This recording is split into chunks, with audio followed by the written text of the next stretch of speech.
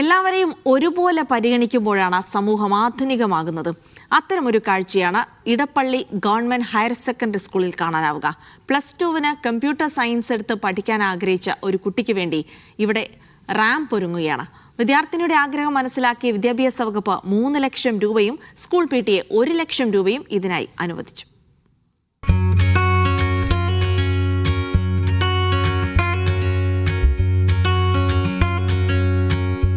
എരൂർ സ്വദേശിനി മീനാക്ഷിയുടെ മോഹം computer science പഠനമായിരുന്നു.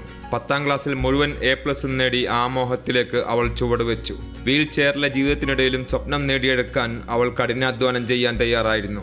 എന്നാൽ +2 സ്കൂളിൽ പലയിടത്തും ലാബുകൾ 1ാം നിലയിലായത് ആ മോഹത്തിന് വിഘാതമാകുമെന്ന് കരുതി. പ്രവേശനം ആഗ്രഹിച്ച ഇടപ്പള്ളി സ്കൂളിലും ലാബ് 1ാം നിലയിലാണ്.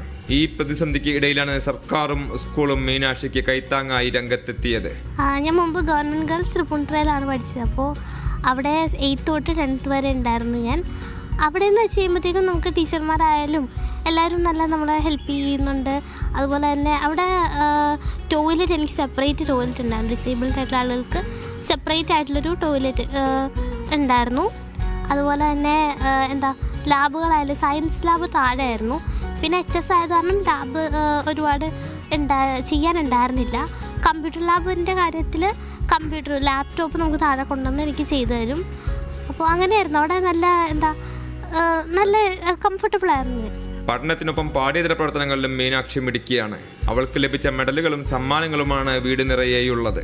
മകളുടെ പ്രയാസം മനസ്സിലാക്കി സർക്കാർ വളരെ വേഗം പ്രവർത്തിച്ചതായി മാതാപിതാക്കൾ പറഞ്ഞു. ലാബുകളെല്ലാം മുകളിലാണ്, അല്ലെങ്കിൽ ക്ലാസ് റൂം മുകളിലാണ്. ക്ലാസ് റൂം താഴത്താക്കാൻ പറ്റും, പക്ഷേ ലാബുകൾക്ക് ഫെസിലിറ്റി ഇല്ലാത്തത് നമ്മുടെ ശ്രദ്ധയിൽ വരുന്നത്.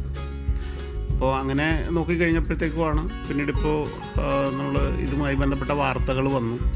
അതിനുശേഷം മുഖ്യമന്ത്രിയും വിദ്യാഭ്യാസ മന്ത്രിയും ഇവിടുത്തെ MLA ഒക്കെ ഇടപെട്ടു. നമ്മുടെ സമൂഹത്തിൽ ഡിഫറൻ്റ്ലി ഏബിൾഡ് ആയിട്ടുള്ള ധാരാളം കുട്ടികളുണ്ട്. അപ്പം അവർ ഒരിക്കലും അവർക്ക് അവർക്ക് ഇഷ്ടമല്ലാത്ത സബ്ജക്റ്റ് അവരെ കെട്ടിയേൽപ്പിക്കുകയല്ല ചെയ്യേണ്ടത്. അവർക്ക് താല്പര്യമുള്ള സബ്ജക്റ്റുകൾ അല്ലെങ്കിൽ അവർ ഇഷ്ടപ്പെടുന്നതായുള്ള ഒരു മേഖലയിലേക്ക് പോകാനുള്ള സൗകര്യമാണ് ഒരുക്കി കൊടുക്കേണ്ടത്.